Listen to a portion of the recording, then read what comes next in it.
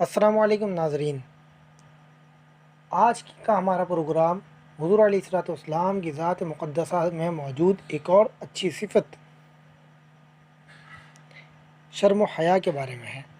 شرم و حیا اچھے اخلاق کی نہایت ہی اعلیٰ صفت ہے۔ اللہ تعالیٰ نے آپ کی ذات اقدس میں یہ خوبی فطرتاً عطا کر رکھی تھی، اس بنا پر آپ کا ہر عمل ہر وقت اطاعت کے مطابق ہوتا۔ آپ بذات خود بے حد حیادار تھے۔ آپ شرم و حیا کا ایک کامل نمونہ ہیں۔ شرم و حیا کا اثر آپ صلی اللہ علیہ وسلم کی ایک ایک ادا سے ظاہر ہوتا تھا۔ کبھی کسی کے ساتھ بدزبانی نہیں کی، بازاروں میں جاتے تو چپ چاپ گزر جاتے، تبسم کے سوا کبھی لب مبارک پر قہقہہ سے آشنا نہیں ہوئے، بھری محفل میں کوئی بات ناگوار ہوتی تو لحاظ کی وجہ سے زبان سے کچھ نہ فرماتے۔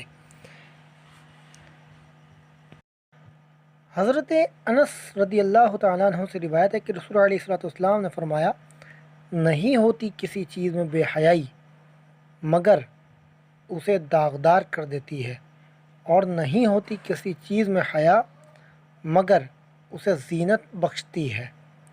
حوالہ ترمذی شریف۔ اس کا خلاصہ اگر نکالا جائے تو اس حدیث کریمہ سے ہمیں یہ بات معلوم ہوتی ہے کہ حیا زینت عطا کرتی ہے شخصیت میں۔ حضرت ابن عمر رضی اللہ تعالیٰ عنہ سے روایت ہے کہ نبی علیہ الصلوۃ والسلام ایک انصاری آدمی کے پاس سے گزرے جو اپنے بھائی کو حیا کی نصیحت کر رہا تھا۔ رسول علیہ الصلوۃ والسلام نے فرمایا کہ حیا ایمان کا حصہ ہے۔ حوالہ بخاری شریف۔ حضرت ابو ہریرہ رضی اللہ تعالیٰ عنہ سے روایت ہے کہ رسول علیہ الصلوۃ والسلام نے فرمایا، ایمان کے 70 سے کچھ اوپر یا 60 سے کچھ زائد شعبے ہیں۔ افضل شعبہ کلمہ توحید کہنا ہے، اور کم ترین شعبہ راستے سے ایذا دینے والی چیز کا ہٹانا ہے، اور حیا بھی ایمان کا ایک شعبہ ہے۔ حوالہ بخاری و مسلم۔ ایک صحابی رضی اللہ تعالیٰ عنہ سے روایت ہے کہ نبی علیہ الصلوۃ والسلام نے فرمایا، حیا اور خاموشی ایمان کی دو شاخیں ہیں، جبکہ فحش گوئی اور زبان درازی دونوں نفاق کی شاخیں ہیں۔ حوالہ ترمذی شریف۔ حیا اور ایمان لازم و ملزوم ہیں۔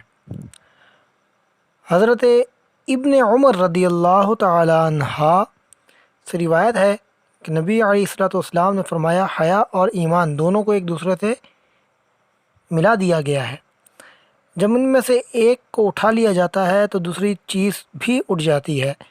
اور حضرت ابن عباس کی روایت میں ہے کہ جب ان میں سے ایک چیز چھین لی جاتی ہے تو دوسری بھی اس کے پیچھے چلی جاتی ہے۔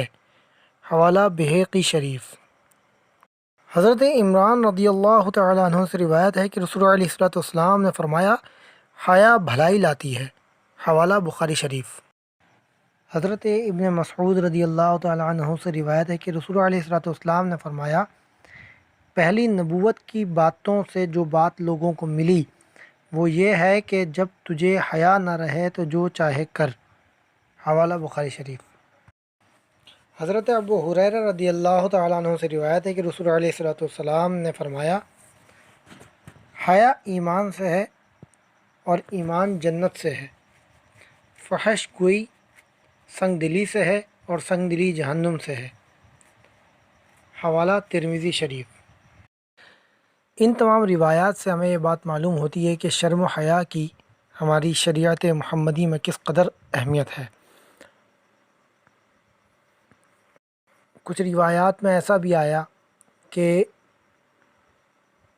حیا کو ایمان کے ساتھ جوڑا گیا، تو اس کا مطلب ہرگز یہ نہیں کہ جس شخص میں حیا نہیں اس کے پاس ایمان نہیں، ایمان ہوگا، لیکن بے حیائی کی وجہ سے اگر بے حیائی ہے اور ایمان بھی ہے تو یہ ایک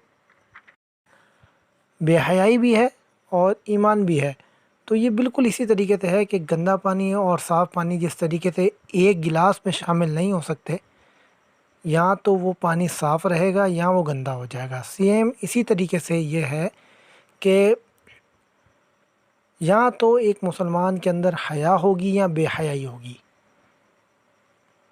اور یا ایمان ہوگا تو حیا ہوگی، ایمان اگر ہوگا تو بے حیائی نہیں ہو سکتی، یعنی ایمان اگر پختہ ہوگا تو بے حیائی نہیں ہو سکتی۔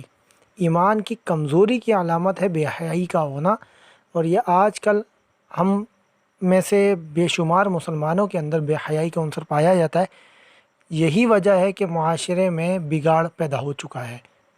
معاشرے میں بگاڑ کا جو سبب ہے وہ بے حیائی ہے، تو ہمیں چاہیے کہ ہم شرم و حیا سیکھیں اور اپنی شخصیت میں حیا پیدا کریں، شرم پیدا کریں اپنی ذات میں۔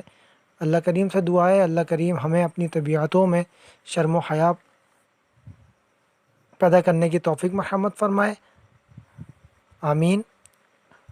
اس ویڈیو کو لائک کریں، شیئر کریں اور ہمارے یوٹیوب چینل کو سبسکرائب کریں۔